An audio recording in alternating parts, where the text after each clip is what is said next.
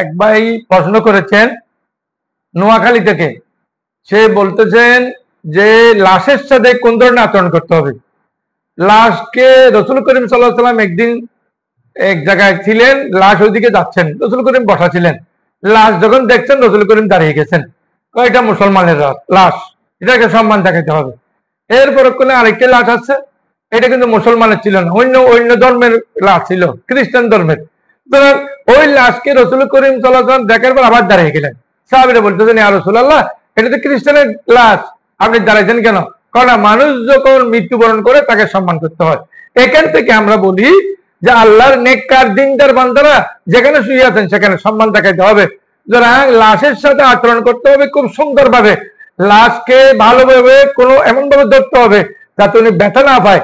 সুতরাং এইভাবে লাশের সাথে ব্যবহার করতে হবে। এর বাইরে যদি করে এটা হারাম হবে, গুনাহ হবে।